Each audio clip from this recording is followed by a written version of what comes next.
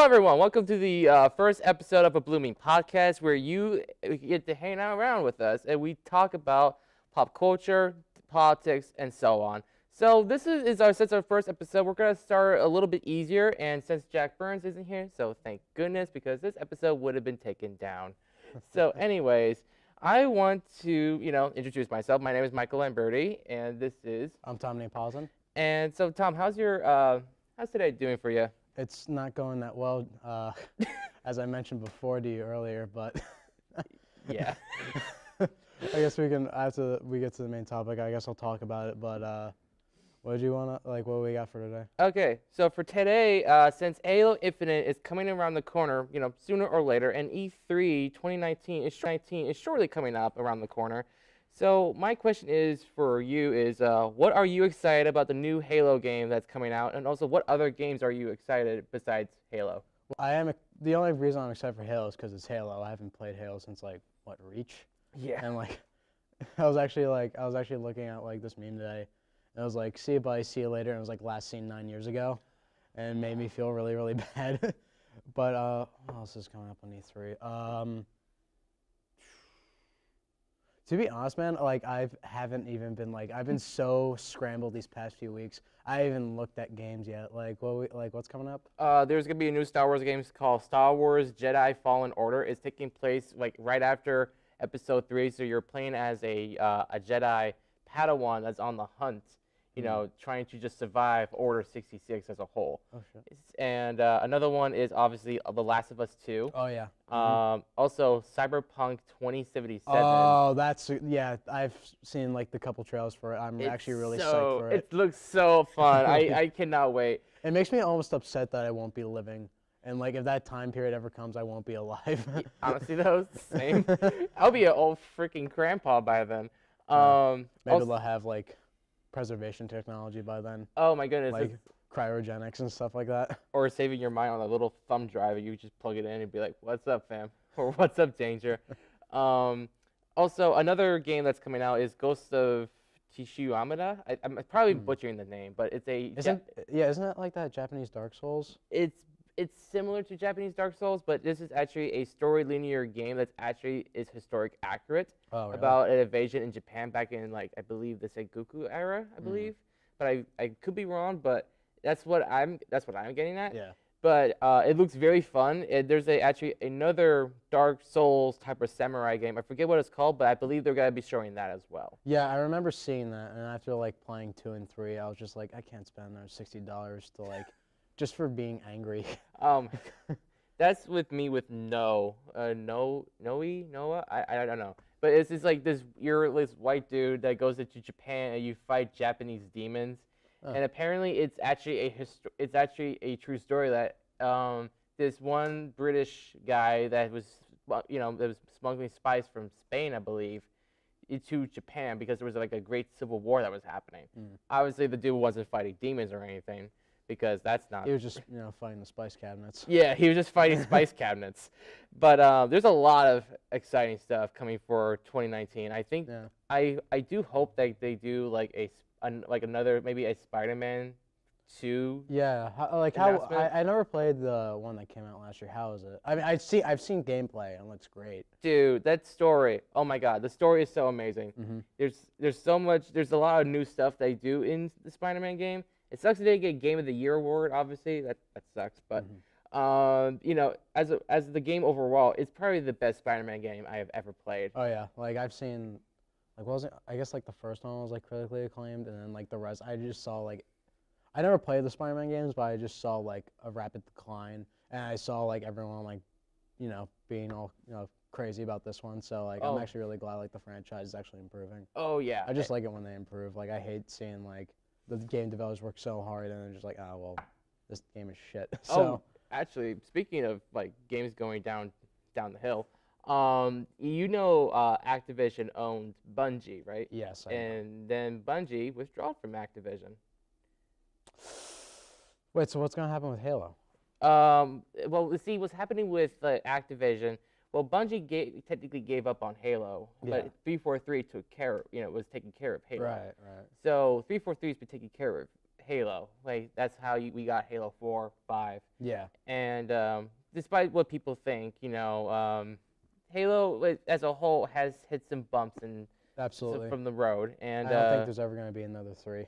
y- Honestly and truly, there isn't. yeah, like there's a lot of there was some moments I liked about Halo 4, and I didn't play Halo 5 because I heard No. so much crap about it and how they took away playable elites. That's what I cut the line. It's mostly because I switched to PC after Reach came out, There you go. and there hasn't been any form of freaking ROM or any like copy sold on like Steam or anything like that, so I haven't really been playing console. Yeah. So, Which but sucks because I love Halo. yeah, but there's hope that like Bungie can actually come back to Halo, well, back to 343, Xbox, Microsoft after Halo Infinite.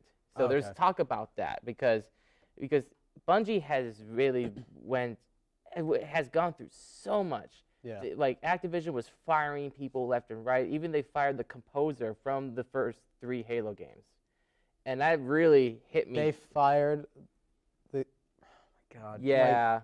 Like, I still get goosebumps after hearing the Halo 3 intro. Oh, Halo 3. It's seriously, it's like, God, I can't believe they fired that guy.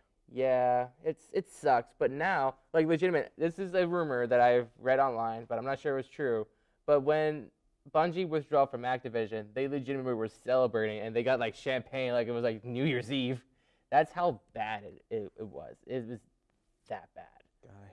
God, I really hate the fact that I'm starting to hate all these like AAA game like distributors and like developers. Like I really hate that, but they really just do it to themselves. Oh yeah. It's like I believe. honestly, wow. Yeah, actually, here's some good news that I don't think you know about Jedi Fallen Order. No. Jedi Fallen Order is being developed by Respawn, the people who did Titanfall. Oh. And the writer for it is from God of War 3. Oh. There's some promise. Oh, here. yeah. There's some promise here. I can't wait for that. All right, so I want to transition to the next and final topic. Since Star Wars Episode 9 has finished filming and the trilogy is now coming to a close, what's your hopes for the Star Wars franchise for their future projects, and what is your thought for Episode 9 as a whole? Well, Episode 9, I really hope they I really want to see more of Kylo Ren, despite like how memed out he was after 8. Like I do, Mr. Swole Chest, but like I really do have hopes that it's just like kind of like a middle ground is like seeing like not like far Jedi or like far Sith. I hope there's like a middle ground like balance. Like a middle. Yeah, like a middle ground kind of like thing. Like there isn't like these far right or far left. Like there's just like Duke and I hope like someone figures out like, oh, I can use a little bit of this and a little bit of that, and like I hope that's either Kylo or Mary Sue. Well, hello, Ray. Actually, my hopes for like Episode 9, and I could agree with about Ray. No, let me just point this out. I liked Ray when I first saw her in Force Awakens. Mm-hmm. I liked her a little bit in Last Jedi, but there were some things I agreed with, some I disagreed with. It's like And she's too perfect of a character. yeah, exactly. I would like for her to have some struggles. Like how- Exactly. like a good example is Ahsoka Tano. I'm not sure if you ever watched the animated series. I've seen parts of it, but I do know who you're talking about. Yeah, throughout her journey within the Clone Wars TV show, it's basically you see her fail, you see her successes, and Yeah. you see her like throughout the show. It's like she's learning from, from Anakin Skywalker. We know how he is. He's arrogant and he kills children. Spoiler, but but Ahsoka was able to learn her mistakes and became not only a better Jedi, but a better person as a whole. Yeah. And that's what I would love to see Rey as. And I think since JJ's coming back for Episode 9, like, since he's a director, he wrote the first, movie. I'm glad they brought him back. Same here. I was the only thing that I absolutely like the one thing I just disliked about this trilogy is basically how there was like 3 directors at one point. Oh yeah, it was not consistent. Yeah. So you had like JJ with Force Awakens. Then you had Rian Johnson for Episode 8. Then you had some other dude that was fired. I forget what his name was. But yeah, you realize that pattern if you don't even know who the director is. Yeah. But what I really would have liked a lot if, what they should have done is kept one director and, kept it consistent. Well, it was And because of that whole controversy, right? I don't Wasn't there some controversy around J.J. Abrams about like a tweet that he ran out? Oh wait, no, No, that was that's- Guardians of the Galaxy. Yeah, that's That was James Guardians of Gunn. the That's James Galaxy. Gunn, my James dude. Gunn, yeah. But actually, speaking of James Gunn, they're actually going to be using his script for Guardians 3. So Okay, good. He's Yeah. still The first with two, us. the first two are great. I don't understand. Like, I don't get that. Yeah, there has been a lot of debates. Even the cast were like not Yeah, so like- happy about that. Yeah, either. exactly. It's like, but it's. I really do have hopes for episode 9 though. Oh I yeah, hope it's a good like closer. actually, there's actually been talk about the cast. The cast has been talking about episode 9 for a lot. Yeah. Sometimes even trolling people on Twitter, which is amazing.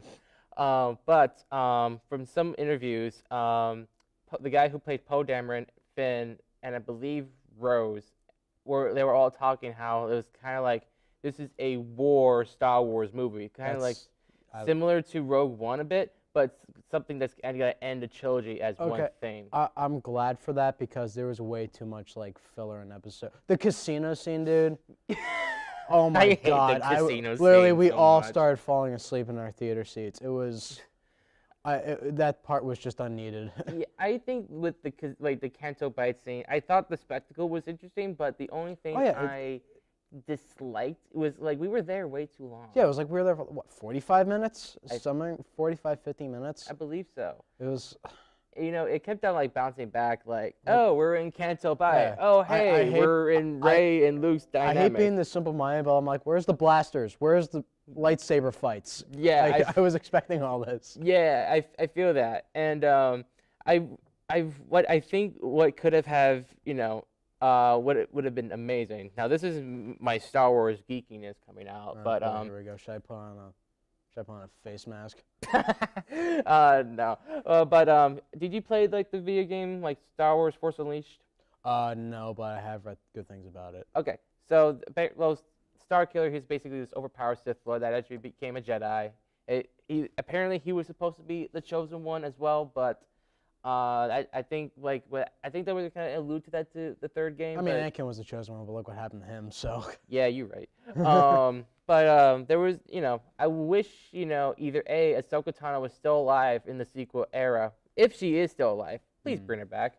I would have liked if Rey was being taught by Ahsoka Tano, like really old and wise alien chick, or have her learn the ways of the Force through Starkiller, the old Sith Lord, and him actually understanding both light and dark. And Yeah. because since Rey doesn't really know where she belongs, she's just trying to find her place overall. Yeah. That seems like the type of thing the theme is going on with. It's kind of like trying to find yourself in a area that you might not belong in.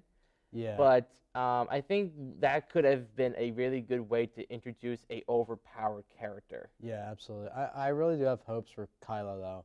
Oh my Because, God! like, Yes. It's like I hope he starts doing some good because like I don't think he's a bad guy. Yeah, he seems like the type of character that's just been misleaded and Exactly. like, I do hope. I mean, Luke tried to kill him, so like well, yeah, I love that part. It was just like he talks about his father and just like, oh, he's killed millions of people, and he's like, oh, he's not too far gone. And he just sees, oh, he's having a bad dream. Stab. Like, I never Stab. understood that logic. I think to explain that logic is basically like Luke Skywalker didn't want the Jedi Order to die out like the past, because I believe he probably looked up history books what happened back in the day and learning about The more of his sacred text. Sacred Jedi texts. Ooh. the sacred text.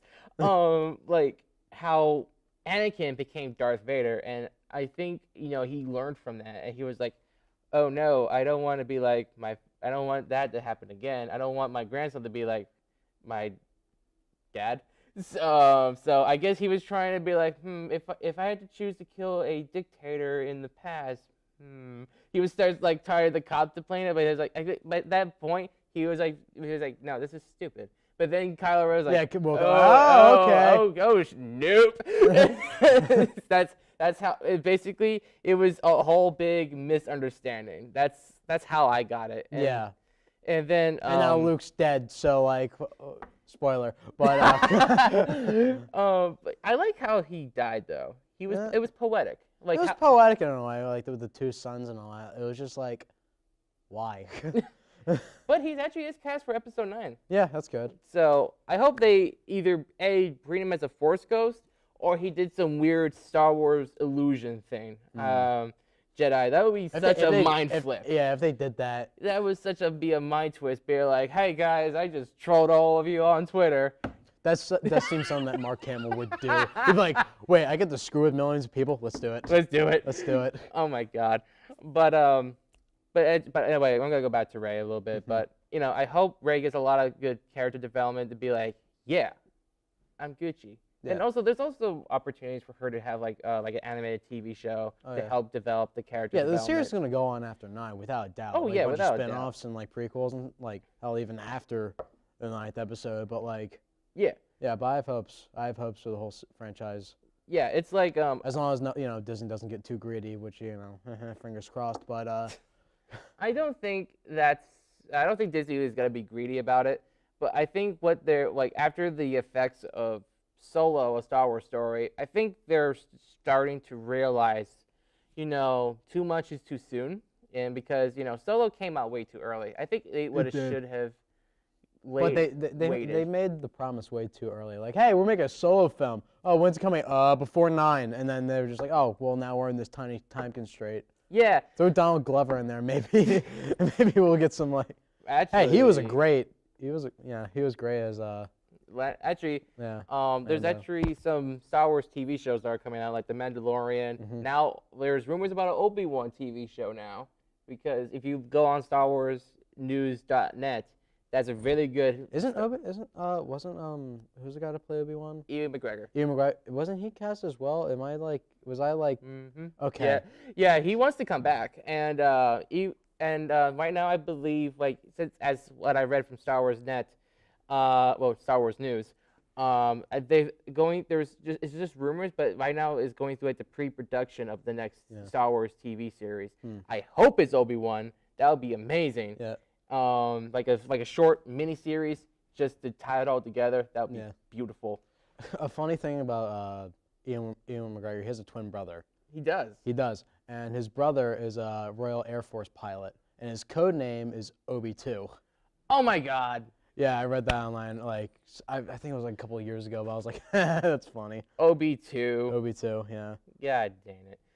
But I also want to comment something like how people say like Star Wars is dead because people think Disney killed it. Yeah. No, it's honestly, dude, Star Wars is more alive than ever. Yeah. People are actually talking about it, both good, both bad, both some in the middle, and people are buying the tickets, people are going to see the movies, people are buying the merchandise, people are cosplaying, and people are going to Star Wars Celebration.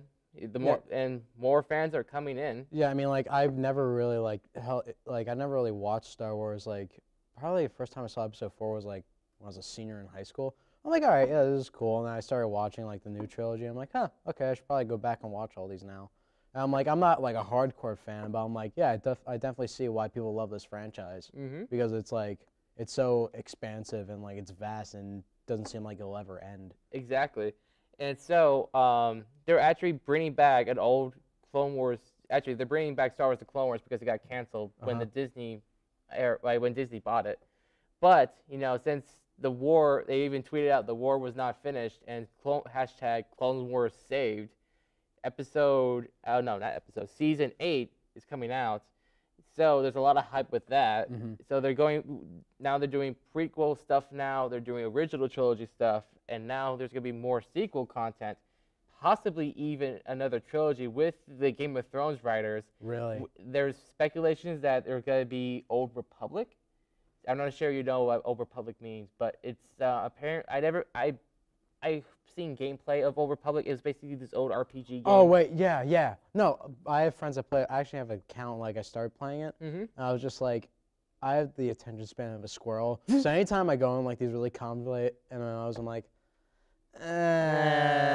but like I have a whole bunch of friends that play it still, and like I saw gameplay, and I was just like, yeah, okay. Like I see why this is still popular. Even like how long was it? This, It like- was like 2009 when it came out. I think so. Yeah. But there's rumors that that's gonna be the next trilogy, Really. which I would love to if that was happening. But I would honestly wouldn't mind it being like a TV show because apparently there is so much content within the Old Republic.